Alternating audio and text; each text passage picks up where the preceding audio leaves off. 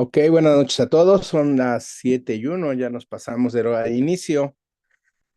Este es Latin American Intelligence in Oncology Network y el tema a tratar hoy es inteligencia artificial en cáncer colorectal, desafíos regionales en Latinoamérica. Antes de empezar nuestra sesión, vamos a compartir un material audiovisual e institucional que se ha preparado para este grupo. Adelante.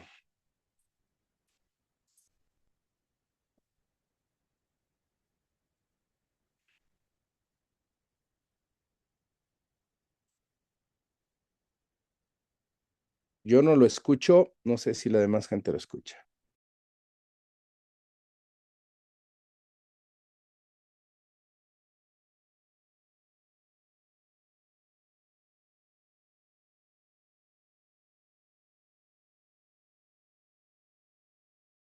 Bienvenidos al programa latinoamericano de oncología en inteligencia artificial, LION, un espacio donde la innovación, la ciencia y la medicina se encuentran para transformar el futuro de la oncología. A través de este conversatorio mensual, reunimos especialistas para dialogar sobre el impacto real de la inteligencia artificial en el cuidado de los pacientes.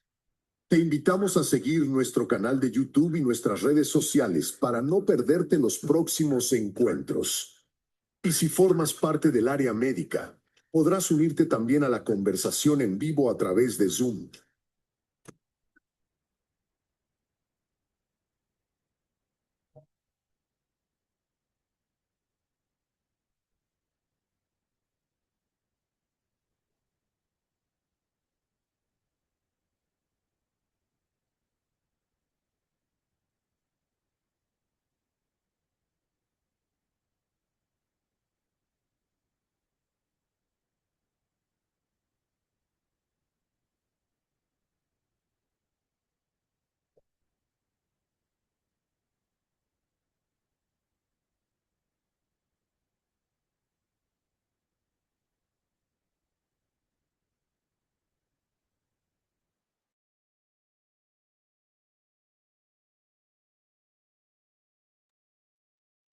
Hola, ¿qué tal?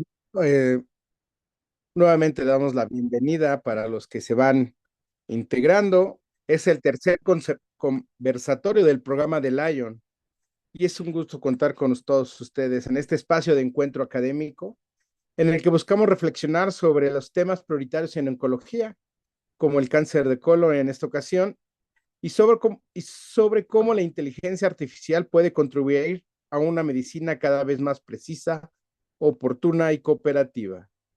Agradecemos la presencia de nuestros invitados, ponentes y asistentes el día de hoy. Hoy tendremos dos charlas. Se darán, haremos un intermedio para el registro y la toma de la fotografía y posteriormente tendremos un espacio para preguntas, comentarios e intercambio académico. El día de hoy me toca a mí coordinar la sesión. Entonces, mi nombre es el doctor Saúl Rodríguez, cirujano oncólogo, egresado del Hospital de Oncología del Centro Médico Nacional del Instituto Mexicano del Seguro Social.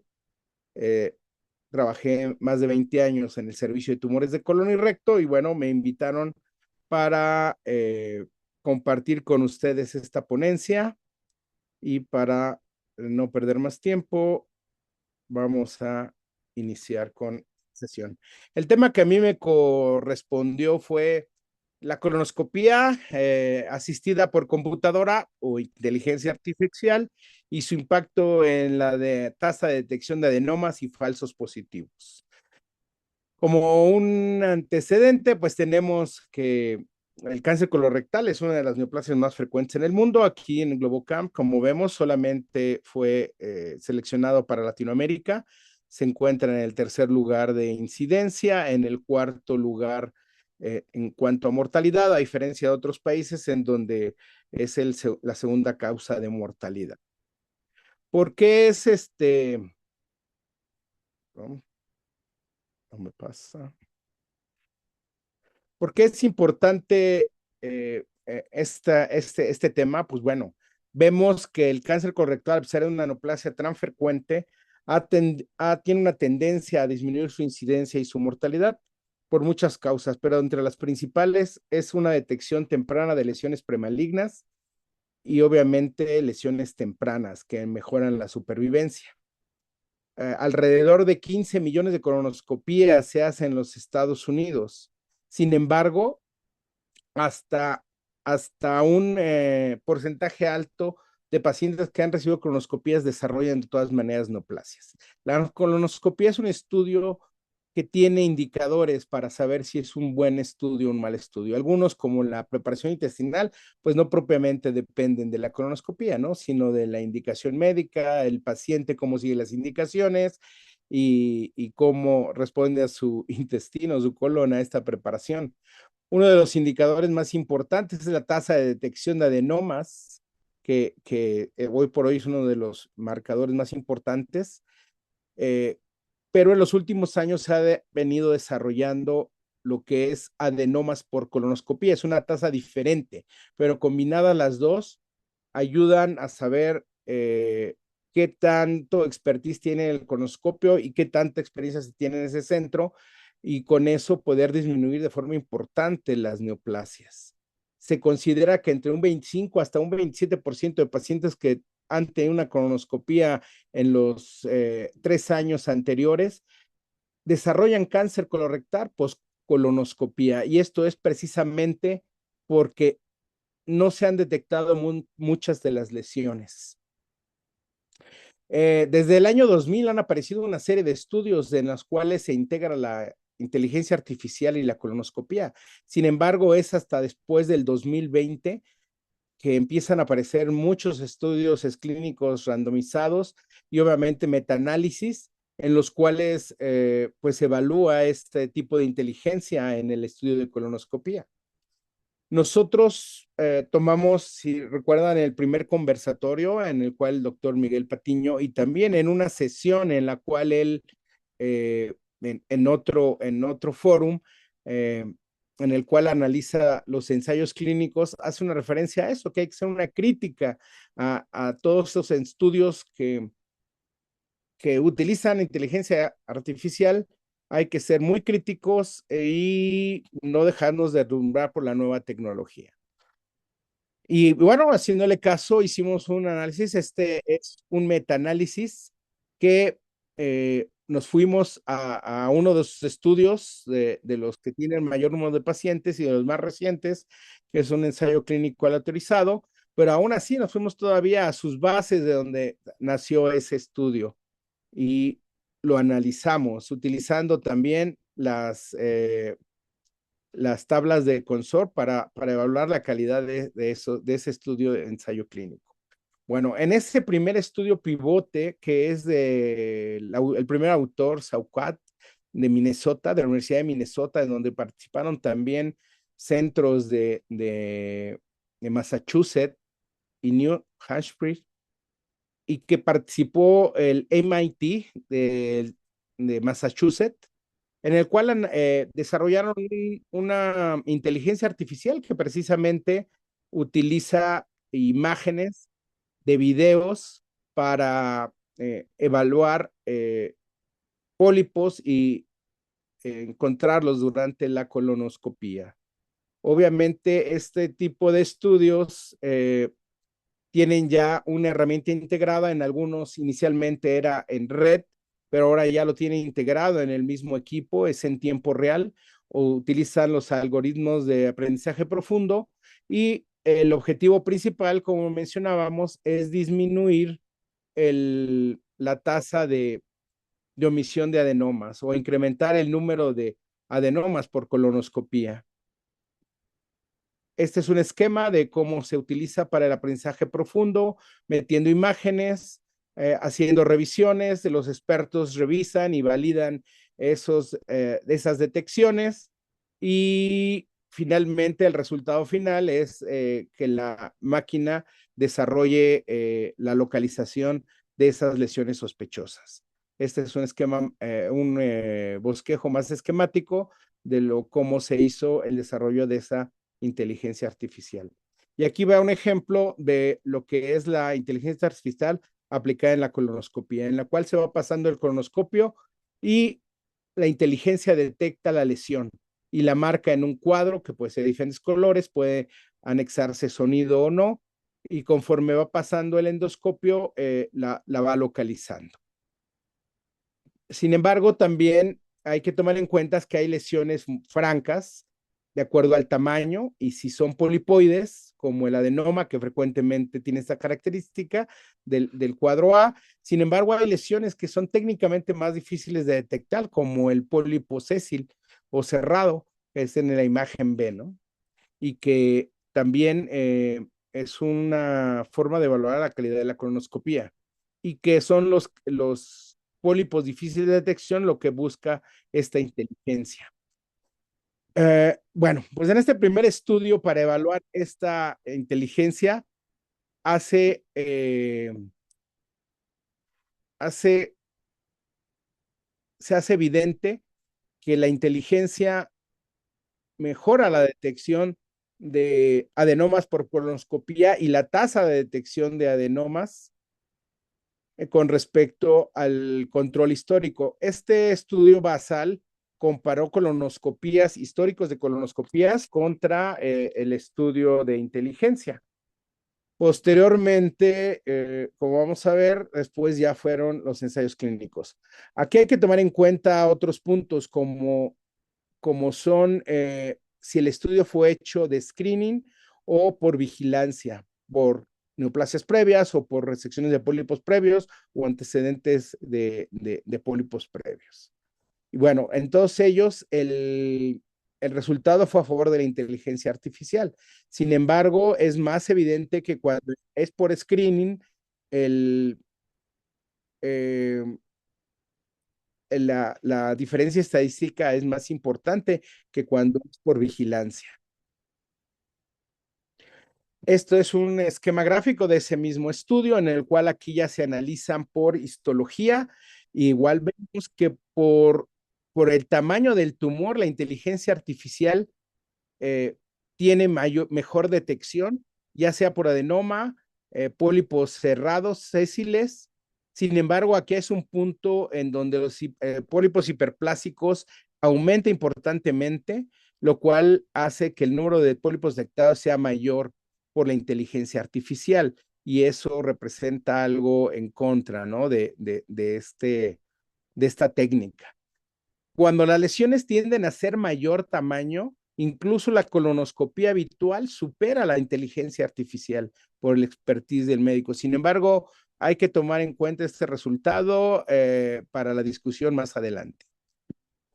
Este es el punto que nos interesaría de forma importante, porque pólipos pequeños son los que realmente pasan no percibidos y que pueden desarrollar, se pueden desarrollar a un cáncer de colon posterior a una colonoscopía. Este ya es el estudio, el ensayo clínico en el cual se compara la colonoscopía con la habitual, con la inteligencia artificial, 1359 eh, pacientes, de igual por screening o por vigilancia, 5 centros académicos y comunitarios de los mismos que fueron en el estudio inicial en que evaluaron la inteligencia. Sin embargo, aquí ya consideran algunos parámetros como el expertise de los colonoscopistas. Y al igual que el estudio basal, sigue siendo la inteligencia artificial quien mejores resultados da en la detección de pólipos y también por el tamaño. Estos son otros resultados. Vuelve a repetirse, la colonoscopía asistida por computadora o inteligencia artificial tiene mejores resultados, detecta más porcentaje de pólipos, aunque las diferencias estadísticas no siempre sean mejor.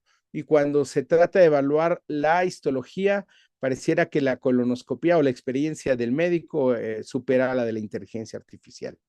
Esta es una distribución por tamaño y por localización del colon, en el cual nuevamente la inteligencia artificial sigue siendo superior en la detección. En este ya es un metaanálisis de este autor que forma el estudio previo que vimos de ensayo clínico aleatorizado, está incluido en esta serie. que son 28 estudios randomizados, 23,861 pacientes, como vemos, 9 países, y se evalúan todas estas inteligencias artificiales. Y aquí hay algunas características de, de variabilidad. Hay estudios que tienen 231 casos solamente, como es el estudio japonés, y un estudio como el español que tiene 3,213 pacientes. También otros sesgos que encontramos son que el expertise en algunos centros, como son centros de educación, tienen un expertise de 20 colonoscopías contra médicos que tienen 20,000 colonoscopías en su haber. Estos son los floor spot en los cuales se hace evidente el beneficio de la inteligencia artificial sobre la colonoscopia habitual. Salvo el estudio de Gamaguchi, todos los demás fueron positivos para inteligencia artificial. Cuando hicieron análisis de subgrupos en donde ponían el expertise del colonoscopista, aún así la inteligencia artificial salió con mayor, con el beneficio de localizar más pólipos. En también, donde se compara la inteligencia artificial contra adenomas que no se encontraron o omitidos, también la inteligencia artificial porcentualmente tiene un beneficio. Este es otro de los estudios grandes de los metaanálisis. Es muy parecido porque incluye estudios que posteriormente se incluyeron en el estudio de Mark, que es del 2025. Este es anterior, del 2023, que incluye 33 ensayos clínicos, 27,404 pacientes, igual 12 países. Aquí cambian solamente en que incluye más centros chinos, y utilizan más inteligencias locales, o sea, de centros locales, ¿no? Todavía no comerciales como son los otros. Pero sin embargo, sigue habiendo una gran variabilidad. 96 pacientes en algún estudio y 3,213 como fue el español, y el expertise del endoscopista no siempre fue evaluado. Pero bueno, los resultados persistieron, ¿no? Mayor tasa de detección de adenomas, mayor tasa de adenomas por colonoscopía, menor número de pólipos omitidos, eh, menor, bueno, igual, menor número cuando se trata de adenomas, solamente igual, menor número de adenomas omitidos. Cuando se trata por tamaño, esto se sigue repitiendo, como lo vimos en el estudio inicial para evaluar el estudio de la Universidad de Minnesota. En este estudio, que es el autor chino, se sigue reportando que los pólipos de menor tamaño son detectados mejor por el estudio de inteligencia artificial. Y los pólipos de mayor tamaño pareciera que se pierde el beneficio de usar la inteligencia artificial, que es de lo que vamos a discutir. También en esta serie se refieren que es mejor para evaluar el colon derecho, que es donde muchas veces se omiten los pólipos en las colonoscopías de screening.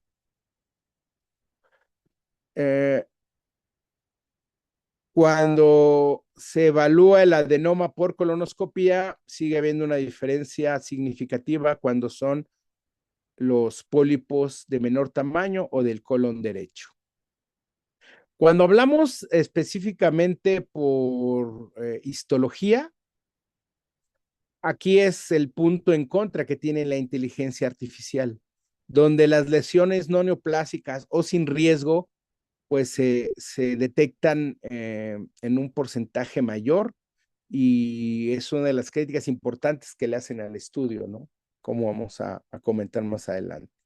Sin embargo, el tamaño las lesiones más pequeñas son las que las detecta significativamente más la inteligencia artificial. Y en un resumen de estos dos estudios, más un análisis que hizo la AGA para emitir las recomendaciones para la inteligencia artificial de esta asociación, pues en resumen es que la inteligencia artificial aumenta el incremento de detección de la tasa de adenomas, la incrementa el porcentaje de detección de pólipos cerrados y el otra contraparte que decíamos que al detectar más pólipos, bueno, detecta muchos que no son neoplásicos. Y por lo cual la tasa de falsos positivos se ve incrementada por parte de la inteligencia artificial. Solo el estudio de Lu evalúa un punto importante que es el porcentaje de falsos negativos, pero en 8 ensayos pues encontró que fue de 0. ¿Cuál es el impacto sobre la tasa de detección de adenomas? Pues un incremento significativo en los diferentes estudios de 8 hasta por más del 20%.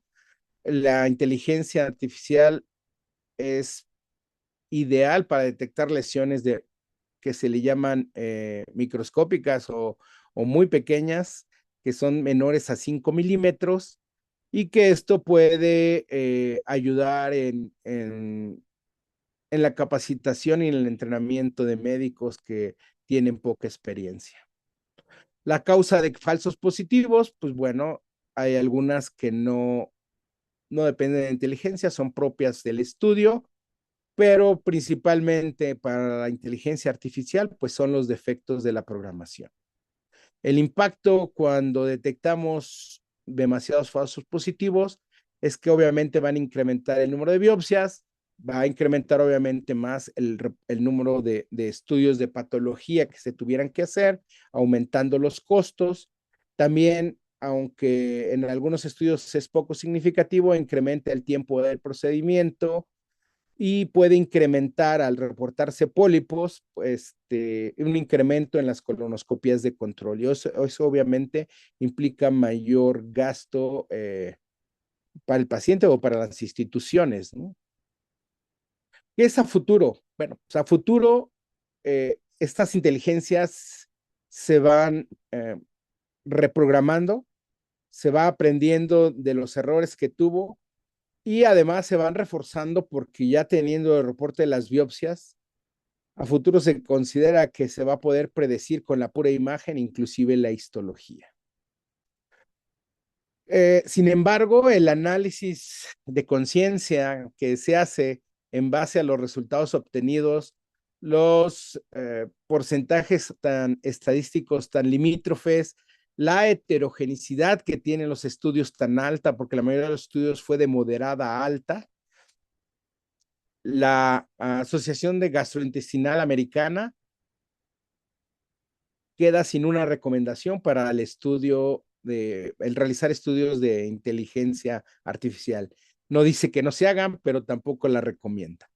¿Cuál es su recomendación? Que estos estudios requieren seguimiento a largo plazo para poder evaluar realmente su beneficio. Obviamente aparecen instituciones que, como esta ópera, que tratan de hacer un seguimiento de varios estudios, no solamente de inteligencia en colonoscopia, para tratar de evaluar el beneficio real para el paciente, para el médico, para el costo de las instituciones o en los seguros de aplicar estos desarrollos. Pues no me queda más que agradecerles. En este QRS están los artículos en los cuales basé esta información. Si gustan escanearlo para posteriormente bajarlo y pues incluso ahorita para entrar en alguna discusión académica. Les agradezco la atención y para no robar más tiempo, vamos a pasar al siguiente tema, que es el cáncer colorectal en Latinoamérica, inteligencia artificial y ensayos clínicos como catalizadores del acceso a las terapias. Y para eso me permito presentar a la doctora Ana Isabel Nieva Silva, que nos honra con su participación. Ella es oncóloga clínica mexicana especializada en oncología molecular y medicina de precisión. Su trayectoria integra práctica clínica, investigación oncológica y participación en ensayos clínicos, con especial interés en biomarcadores moleculares, cáncer de colorectal y acceso a terapias innovadoras. Actualmente desarrolla su práctica en Puebla y dirige el Centro de Infusión Salud Cor en Córdoba, Veracruz. Doctora, es un honor estar con que nos haya acompañado y aceptado la invitación. La dejamos para su presentación. Mil gracias. Al contrario, para mí es un placer poder compartir esta sesión con ustedes. Eh, Reiterar mi agradecimiento al Grupo Latinoamericano de Inteligencia Artificial con aplicación en oncología por su amable invitación. Ya el doctor Saúl fue tan amable de decirnos cuál es el tema que vamos a abordar el día de hoy. Y pues más que hablar de tecnología, de todos estos avances que en este grupo tienen perfectamente estudiados, a mí me gustaría hablar más sobre acceso y sobre equidad, que creo que es el problema que aqueja a la mayoría de los países en Latinoamérica. Entonces, justo empiezo con planteando esta pregunta: ¿cómo podemos hablar de medicina de precisión si millones de pacientes en Latinoamérica siguen diagnosticándose tarde y tienen todavía un acceso limitado a toda esta innovación? Y es que el problema del cáncer de colon en Latinoamérica no es una crisis silenciosa. Cada año se diagnostican más de 240,000 casos nuevos y de estos 120,000 muertes anuales. Quiere decir que en nuestra región la relación entre la incidencia y la mortalidad es muy estrecha. Significa que la gran mayoría de los pacientes que se están diagnosticando con cáncer de colon están falleciendo a causa de la enfermedad. Entonces, es relevante establecer este contexto y por qué en Latinoamérica el cáncer de colon es el tercer cáncer más diagnosticado. Además, es la segunda causa de muerte por cáncer en varios países de la región, superando a los clásicos como cáncer de mama, cáncer de próstata o cáncer de pulmón.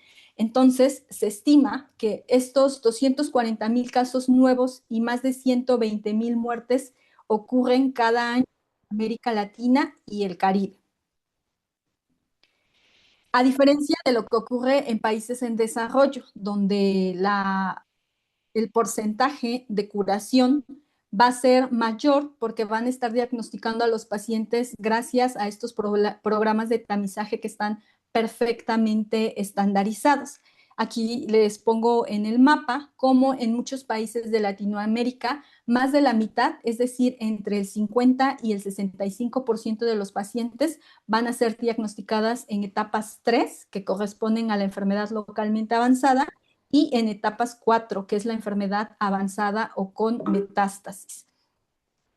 Entonces, ¿cuál es esta brecha que existe en Latinoamérica cuando hablamos de medicina de precisión? Creo que una de las más importantes tiene que ver con que menos del 5% de los pacientes con cáncer de colon en Latinoamérica van a ser incluidos en ensayos clínicos y por lo tanto va a haber un acceso cada vez más limitado al conocimiento de estos resultados moleculares. Ya hablamos de que más del 40 al 50% de los pacientes se siguen diagnosticando en enfermedad avanzada y de este porcentaje de pacientes que se diagnostican con cáncer de colon, es relevante hacer notar que hasta la mitad podrían ser susceptibles de un tratamiento dirigido porque hasta un 40 o 50% va a tener algún biomarcador que sí es accionable. Entonces surge la necesidad de hacer una mayor implementación de la determinación de estas pruebas, dar acceso a las terapias dirigidas a la inmunoterapia e incrementar la participación en los ensayos clínicos. Entonces, la pregunta hoy no es si vamos a elegir entre inteligencia artificial y ensayos clínicos o si vamos a adoptar o no la inteligencia artificial.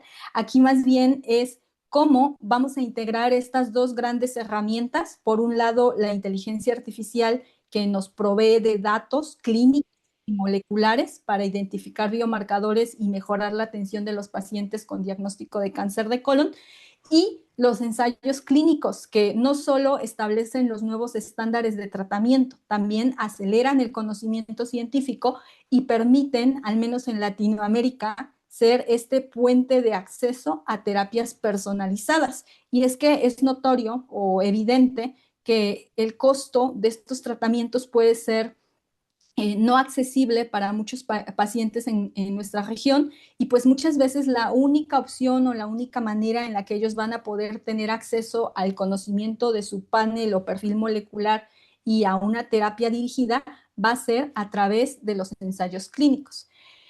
Y sin embargo, les decía, la constante en Latinoamérica es el diagnóstico tardío, y esto al final se va a traducir en una menor supervivencia, mayor carga económica y mayor impacto social.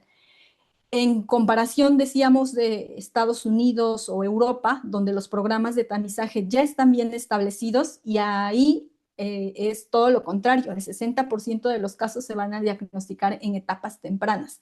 Este diagnóstico temprano, esta etapa temprana va a cambiar relativamente o radicalmente, mejor dicho, la supervivencia, y entonces pareciera que el pronóstico no está determinado por el tumor o por la biología del cáncer de colon, sino por el sistema.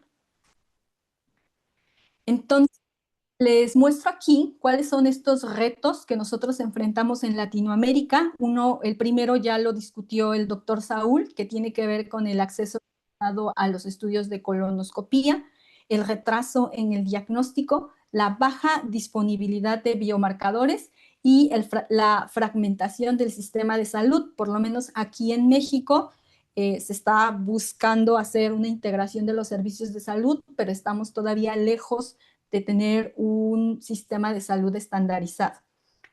Y vi por acá en nuestros participantes que muchos de los que están conectados esta noche son estudiantes de medicina de un grupo particular que es ASCO-SIC.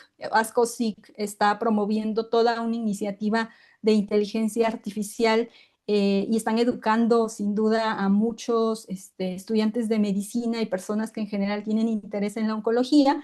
Y me gustaría recordarles que el cáncer colorectal entonces no es una enfermedad única, es molecularmente heterogénea, y en la actualidad todos estos son los biomarcadores que tenemos identificados, y los que yo les subrayé en azul y rojo son aquellos que son susceptibles de una terapia dirigida. Antes solíamos guiar la terapia en el escenario de enfermedad avanzada o metastásica únicamente basado en nuestro conocimiento de si este paciente presentaba mutaciones de KRAS o no. Y teníamos nuestros dos grandes grupos, estos pacientes con mutaciones accionables en KRAS y aquellos que no lo tenían, o esta población wild type. Con el tiempo se han ido añadiendo otros biomarcadores como la inestabilidad microsatelital, las mutaciones en BRAF, particularmente BRAF B600S, recientemente la amplificación de HER2 y mutaciones puntuales en KRAS como KRAS G12C, y así se van sumando cada vez más blancos terapéuticos. Y con ese conocimiento, con esa información que mencionábamos anteriormente, en la actualidad sabemos que más de la mitad de los pacientes pueden beneficiarse de terapias dirigidas y además de inmunoterapia basada en la presencia o no de estos biomarcadores. Entonces, vamos a enfrentar, sí, retos. Creo que el más importante, y lo vamos a hablar seguramente a lo largo del conversatorio, va a ser, en primer lugar, el acceso limitado a la secuencia de siguiente generación. Y en aquellos centros donde ya hemos saltado esa brecha y los estudios de secuenciación de siguiente generación son nuestro día a día, seguimos enfrentando el problema del retraso en la entrega de los resultados. En algunas regiones del país y en algunos otros países hemos visto también que es variable la integración todavía de este conocimiento molecular a la hora de tomar decisiones terapéuticas, y por lo tanto la medicina de precisión aún no es equitativa en Latinoamérica. Antes les hablé que los ensayos clínicos nos van a permitir tener un acceso temprano a terapias innovadoras y que también permiten mejorar el estándar de atención en cualquier tumor. Hoy estamos hablando de cáncer de colon, entonces es necesario cambiar nuestra narrativa y no ofrecer a los pacientes el ensayo clínico como la última opción, sino como la oportunidad de poder tener un acceso con una terapia estándar, con un seguimiento oncológico estrecho, con estudios de laboratorio y de imagen en tiempo y forma, para que más pacientes puedan tener acceso a una terapia, pues, estándar e incluso muchas veces mejor que la estándar, porque sabemos que los ensayos clínicos van adelantados por lo menos en unos 5 o 3 años a las terapias consideradas estándar en la actualidad. Es una realidad también que menos del 5% de los pacientes en Latinoamérica son incluidos en ensayos clínicos. Todavía tenemos esta falsa idea o esta idea de que el paciente que es incluido en ensayo clínico es un paciente con el que se van a hacer experimentos casi casi como conejillo de indias, y ese pensamiento está muy difundido en Latinoamérica y podríamos decir que es una de las principales razones por las que los pacientes no tienen acceso, pero otra parte sí es responsabilidad de nosotros como divulgadores de información científica, que muchas veces los pacientes ni siquiera saben que existen los ensayos clínicos, y esto limita su acceso a esta innovación terapéutica. Entonces, ¿cómo si hasta ahora hemos hablado de cómo la inteligencia artificial ha transformado otras áreas como la radiología, la patología digital, la interpretación de pruebas genómicas, incluso la predicción de respuesta al tratamiento? Entonces no haría lógica que no la estemos integrando al acceso a ensayos clínicos o a la detección de estos pacientes que se podrían beneficiar de un ensayo clínico. En cáncer colorectal en particular, algunas de las aplicaciones emergentes y que son muy alentadoras para nuestra región tiene que ver con la determinación o la predicción de algunos biomarcadores como la inestabilidad microsatelital, que en la actualidad podemos hacerla a través de inmunohistoquímica o estudios de secuenciación de siguiente generación. Podría predecirse a partir de estos algoritmos el análisis automatizado de imágenes, la identificación de candidatos a ensayos clínicos. Hemos todos oído acerca de estas aplicaciones donde el paciente puede hacer match literal con un ensayo clínico que esté en otra parte de la región, y eso es sumamente valioso. Para los que nos dedicamos a la investigación clínica, sabemos el reto de conseguir un paciente que sea o que cumpla con los criterios de inclusión, que el paciente quede de este proceso de screening, y la idea o la intención entonces es ya no estar persiguiendo pacientes, sino que estas aplicaciones nos permitan identificar a los pacientes casi casi que en tiempo real. También pues sabemos el papel de la inteligencia artificial en la optimización de decisiones terapéuticas. Entonces, no todo es malo, no es mi intención desanimarlos cuando hablamos de nuestro estado actual en Latinoamérica. También Latinoamérica tiene grandes ventajas. Dentro de las 3 más importantes, yo incluiría la gran cantidad de pacientes o el volumen de pacientes que atendemos los oncólogos en Latinoamérica, la diversidad genética y que tenemos o contamos con investigadores altamente capacitados. De modo que el mensaje es: Latinoamérica podría ser protagonista en investigación oncológica global o podríamos seguir siendo espectadores. Entonces, mis 2 mensajes finales serían que la medicina de precisión no debería ser un privilegio geográfico y que la inteligencia artificial y los ensayos clínicos son el puente entre esta innovación científica de la que hablamos hoy en el Grupo Latinoamericano de Inteligencia Artificial aplicada en oncología, pero también sería un reflejo de cómo podemos alcanzar mayor equidad cuando hablamos de acceso en salud en Latinoamérica o en general en nuestra región. Gracias, doctor. Regreso con usted. Muchas gracias, doctora.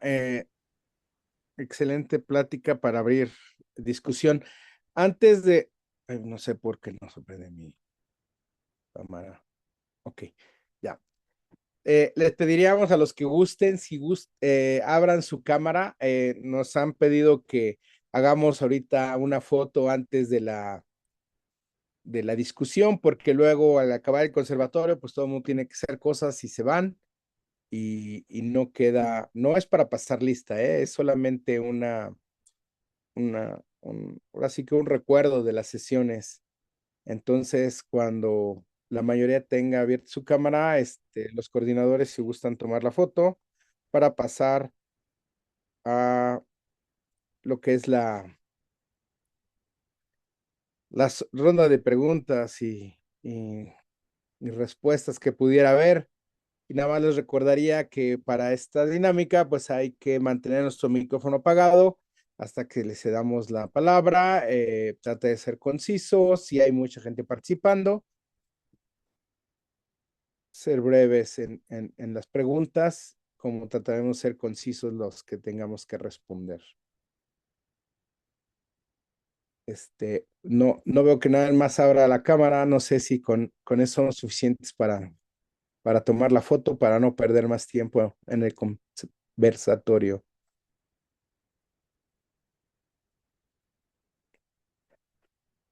Y también les recordamos que el registro ya está en el chat. No se olviden registrarse para marcar su asistencia en lo que estamos haciendo las preguntas. Lo pueden hacer rápidamente su registro. Pues si ya se nos tomaron la foto, doy paso a la serie de preguntas que pudiera haber con respecto al tema, dudas, comentarios, propuestas. Adelante. Sí, tengo una pregunta. Sí, José Luis. Gracias, mi señor. Primero, felicidades, esfuerzo enorme. Bien, nada más creo que casi no nos ves, doctor. Casi no nos ves. Veo cómo cierran los ojos. Pero bueno, muchas felicidades. Un abrazo. Dos preguntas básicamente. O sea, yo creo que mucho se hace sobre expectativas de inteligencia artificial y sobre biología molecular y ver cómo puedes unificar los datos de biología molecular hacia lo que puede hacer la inteligencia artificial. Y eso entiendo yo que es lo que se quiere buscar para mejorar o tener una integración mayor de la medicina personalizada. Sin embargo, el problema es que muchas veces puedes tener mutaciones o datos que finalmente no te van a aportar mucho porque no tenemos suficiente información sobre qué pacientes puedan tener un mejor efecto o no. Y el otro es que pues no siempre se tiene la disponibilidad, que es el gran problema, la disponibilidad de medicamentos a veces no es tan fácil. Y esa sería la primera como para el abordaje. Pero ¿qué pasa con los pacientes que fallan al tratamiento en las primeras líneas? ¿Qué tanto se justifica con lo que tenemos tener una segunda o tercera línea de manejo a pesar de que tengamos todos estos biomarcadores y las respuestas no son ideales o sea, fallaron a un biomarcador o un tratamiento? ¿Qué caso tiene o tendría mucho objetivo seguir buscando biomarcadores en pacientes que han fallado a estas líneas de manejo? Serían las dos preguntas. Doctora Nieva, por favor, si nos ayuda contestándolas. Claro, justamente creo que por eso es de aplaudir la iniciativa que tiene este grupo latinoamericano de inteligencia artificial aplicada en oncología, porque creo que en general podríamos decir que son pioneros, o sea, el solo hecho de tener la iniciativa ya es de aplaudirse y coincido con el doctor José Luis en cuanto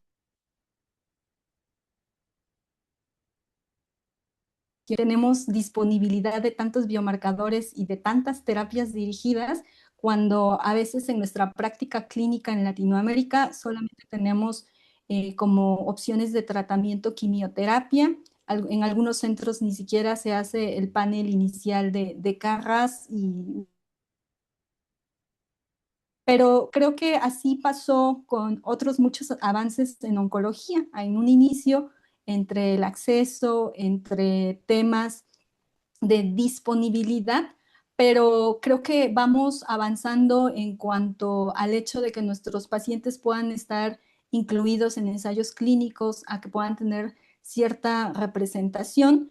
Y justamente el reto es en la parte clínica, de realmente toda esta información que nos puede aportar la inteligencia artificial y toda esta información de biomarcadores, si realmente la vamos a aterrizar en los pacientes.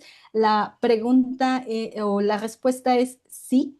Creo que la clave tiene que ver con la navegación que podamos hacer con los pacientes, con el acompañamiento que podamos tener y realmente entendemos que para la práctica que nosotros desarrollamos en Latinoamérica, uno de los recursos más valiosos con los que deberíamos contar o optimizar es el tiempo y justamente el incluir inteligencia artificial en nuestra práctica diaria nos permite optimizar ese recurso que al final es muy valioso.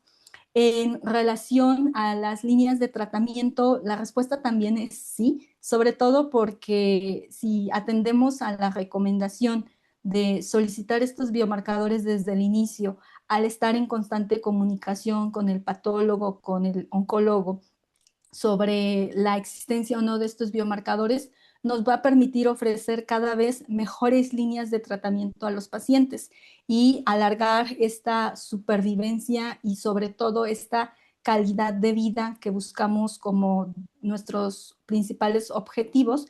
Y no sé, al menos a mí me pasa comúnmente que antes nuestro algoritmo a lo mejor terminaba en una segunda, tercera línea y ahora con las terapias dirigidas, con este acompañamiento que los pacientes pueden tener, nos toca ver cada vez más pacientes en cuarta, quinta línea con un estado funcional y particularmente para mí siempre vale la pena. Creo que hasta que tú tienes al paciente enfrente y lo tienes ahí con un estado funcional todavía en condiciones de poder continuar con un tratamiento, pues sí, sí, siempre va a valer la pena el estar buscando más o haciendo más.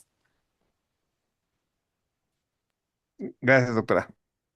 No sé si tengan alguna otra pregunta. A mí, con lo que están comentando, me queda la duda y con todo esto que estamos viendo de avances de tecnología, yo antes de decir, necesitamos más inteligencia artificial o colonoscopios, ¿no? Para hacer pruebas, o necesitamos más pruebas moleculares para ver medicamentos que ni siquiera tenemos y viendo algunos chats de Elo, precisamente en donde pues no empezamos ni por lo más básico, ¿no? Que no tenemos un registro nacional de cáncer para decirnos en dónde estamos y yo no sé si uno de nuestros primeros puntos sea no depender de lo que nos dice Globocan, sino tener en cada uno de nuestros países eh, eh, una estadística confiable que nos permita ir dando pasos firmes de cuáles son nuestras prioridades, ¿no? Porque pues en el resto de los países la tecnología sigue avanzando.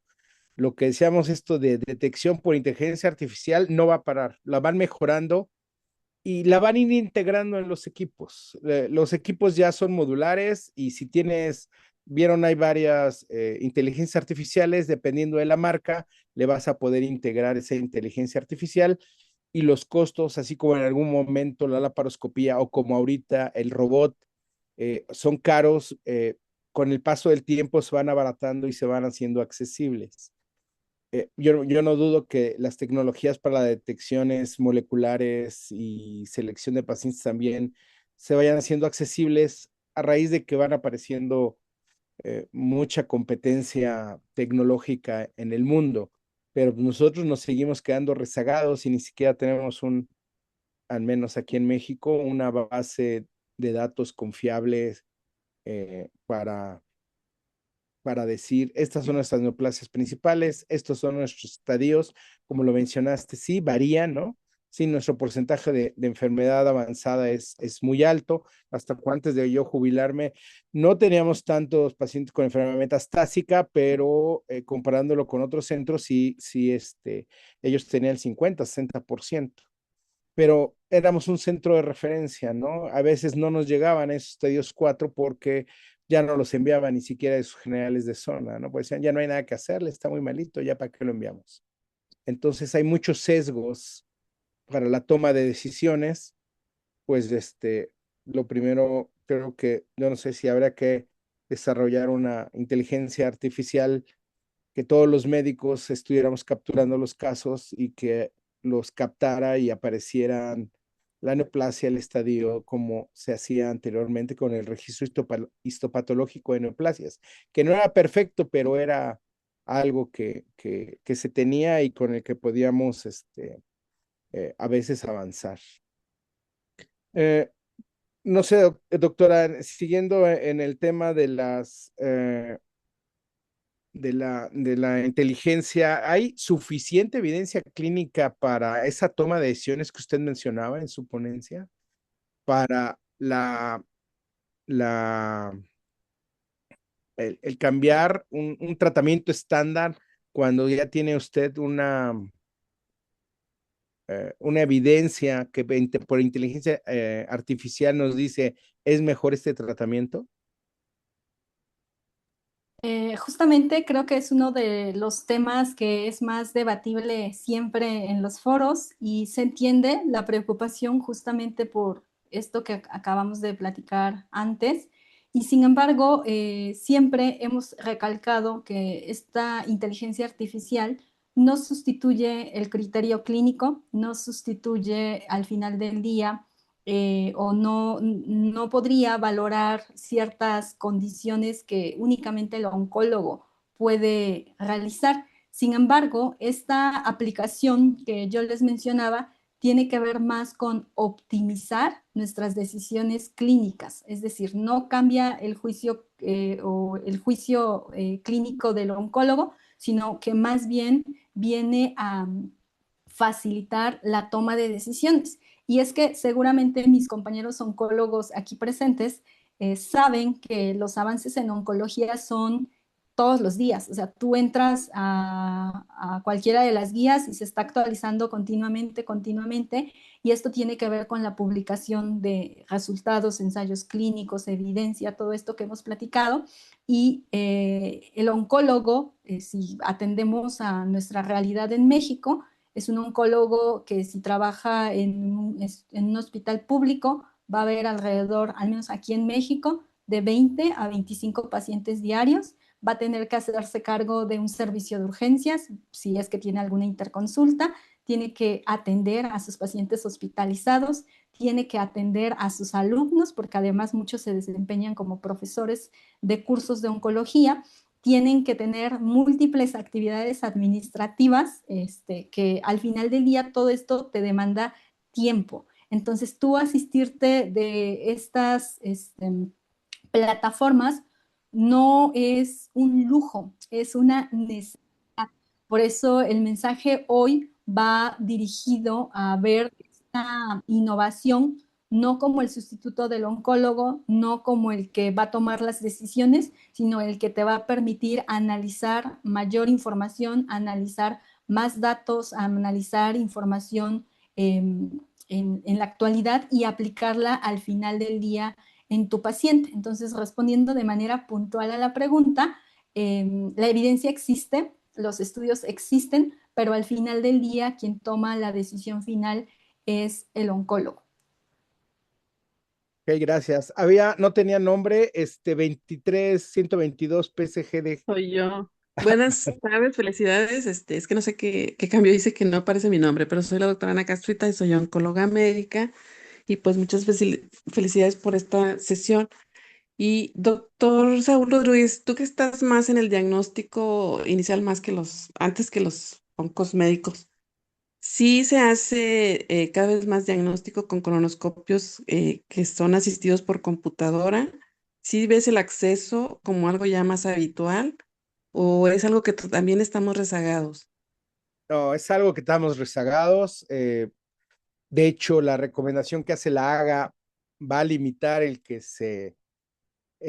ya lo adquieran, digamos, en forma estandarizada, por ejemplo, todos los hospitales en Estados Unidos. Con esa recomendación que hace, pues muchos van a continuar igual, no van a incrementar los costos y pues obviamente en México tenemos listas de espera para colonoscopías y no de screening. Tenemos listas de esperas para pacientes que tienen síntomas. Recuerden que eso, dentro de los estudios hay ese sesgo que a lo mejor limita mucho que fuera más evidente estadísticamente la inteligencia artificial. En algunos estudios entran pacientes que tienen inmunistoquímica positiva en las heces, o sea, algo tienen y con síntomas. Eso sesga. Los estudios deben estar dirigidos en pacientes asintomáticos. Obviamente todos los estudios fueron eliminados pacientes con enfermedad inflamatoria del colon o con antecedentes de pólipos en la familia, ¿no? Entonces, vamos retrasados, necesitamos más equipos de colonoscopios, estamos muy rebasados y obviamente nuestro porcentaje de adenomas no detectados es alto. ¿Por qué? Porque solamente hay un colonoscopista. En todas las unidades, al menos del IMSS, la gran parte de las unidades hay un solo colonoscopista y obviamente tiene fatiga, las malas preparaciones, los equipos que a veces ya no funcionan bien, ya no hay buena luz, todo eso sesga la detección de estas adenomas que no son detectados y que la inteligencia artificial pudiera ayudar. Doctora Alejandra, diga, adelante, abra su micrófono, por favor. Sí, muchas gracias. Perdón, me presento, no tengo cámara. Alejandra Armengol, oncóloga médica. Y justo son tres comentarios. Uno, la narrativa de que el Registro Nacional de Cáncer no está funcionando. Les acabo de poner en el chat justamente los datos reportados por la doctora Yelda Leal, que es pues una parte del registro del sur de México, que ya sabemos que los registros poblacionales requieren representación poblacional, pero justo se observa lo que es cercano al Globocan, que el cáncer de colon es el tercer lugar en hombres y en mujeres más o menos el cuarto. Entonces, para quien guste revisar. Y lo segundo de aclarar es que actualmente el Registro Nacional de Cáncer está operando, es decir, está recabando datos y esto quiere decir que se requieren varios años, ¿no? Para poder reportar, digamos, con solidez lo que dice el registro. El segundo comentario es justamente, creo que es el comentario que ya hizo el doctor, que justamente en México y seguramente en muchos lugares de Latinoamérica estamos un poco antes de la biología molecular en cuanto que no hay infraestructura. Nosotros como grupo, el programa sectorial de salud, el programa de acción específica de cáncer, que me honré en dirigir del 2021 al 2025, hizo justamente la evaluación de la infraestructura que hay en México, sectorial, me refiero al sector público, para poder hacer tamizaje, ni siquiera diagnóstico, no, tamizaje con prueba inmunológica de sangre oculta en heces, y el resultado es que comprobamos que no hay ni siquiera los datos en las entidades, me refiero a IMSS Ordinario, IMSS Bienestar, Pemex, Sedena, para saber el número de colonoscopios con el que se cuenta, la funcionalidad y el número de personas entrenadas para operarlo. Entonces, estamos, y ese es mi tercer comentario, estamos todavía, desafortunadamente, en un momento histórico donde la prevención del cáncer de colon parecería que es la maniobra más costo eficiente. Sin embargo, tenemos que empezar a voltear hacia lo sectorial, tenemos que empezar a voltear hacia los datos que hay en México y justo creo que es súper relevante decirles que en cuanto a salud pública, el mejor problema es el que no se tiene. Yo sí creo que la prevención, muy probablemente en cáncer de colon, va a ser lo mismo que en cáncer de cuello uterino, no eliminarlo, pero probablemente sí detectarlo en etapas tempranas y que pues solamente la colaboración nos va a hacer llegar hacia ahí. Muchas gracias. Sí, gracias por su aclaración. Yo no digo que no estuvieran funcionando, sino que ya deberíamos tener estos datos, pues desde que se perdió el seguimiento de registro histopatológico de neoplasias. Pero sí, no sé, ¿alguna otra pregunta? Estamos a un minuto del cierre. Otra vez, doctora Alejandra, ¿tiene alguna otra pregunta? Estoy buscando dónde bajar mi mano, perdón. No. Perdón. Nada más un comentario.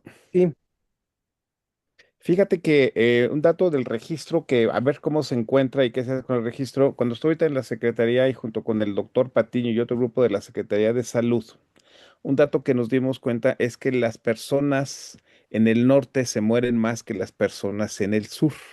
De hecho, ya tenemos 3 revisiones, acabamos de mandar a ASCO el abstracto, a ver si sale, no lo saben, lo están haciendo en la revisión de mama, pulmón y colon precisamente, y efectivamente parece que cuando leen nuestras neoplasias aparentemente se comportan con una mortalidad mayor de acuerdo con los registros del INEGI. con los certificados de defunción, a pesar de los sesgos que pueda tener el análisis que se tiene, pero bueno, son 80,000 datos de análisis de lo que se hizo. Y lo que hacía una vez en una ocasión que me comentaba el doctor Patiño es que cuando se fueron a ver lo de Colima, que es uno de los centros que más tiene datos de mortalidad, lo que tú acabas de comentar es muy importante. Solamente tienen una persona o dos personas que hacen colonoscopia. Entonces, pues sí, se ve complicadísimo poder sacar lo que quieras. Podemos tener todo lo que quieras, pero sin eso se ve, como dice en mi pueblo, harto difícil. Entonces, creo que sí es importante saber en qué grupos, en qué vamos a hacer, dónde optimizamos con lo que tenemos, pero también estos datos de la población es en el norte, a lo mejor no sabemos si es un sesgo, claramente es por la representatividad poblacional, que eso solamente a ver con el registro que pueden encontrar, pero sí es un dato claramente que se está poniendo, y eso lo tiene la Secretaría y lo manejan de hace un buen rato, que se mueren más la gente que en el norte que en el sur. Entonces, eso es un dato que pues a mí me llama mucho la atención. Sí se repite, sí son los datos que se hacen ahí dentro de la compilación de datos. Entonces, a lo mejor hay que tener también por áreas geográficas, conceptualizar qué áreas pueden tener un enfoque mayor con un análisis más dirigido hacia poblaciones de mayor riesgo. Pues sí, está interesante ese punto de vista. Y antes de empezar mi análisis, me puse a ver si había una diferencia entre colons de europeos, chinos o latinoamericanos, y bueno, no encontré ninguna evidencia de que hubiera alguna diferencia. Pues queremos agradecer a todos su participación, su presencia, a la doctora Nieva, agradecerle la invitación, y los invitamos para que se sigan conectando en los siguientes conversatorios, y a mí me gustaría mucho que, por ejemplo, más adelante sigamos incluyendo análisis como el que hizo el doctor Miguel. Ya la verdad es que desconocía esta tabla del consort, y a partir de sus charlas y aplicarla para los ensayos clínicos, te deja ver el gran sesgo que a veces hay y que nosotros damos por hecho que es un buen estudio, cuando encontramos demasiados sesgos, cuando vamos aplicando esta tabla a todos los parámetros de ese análisis.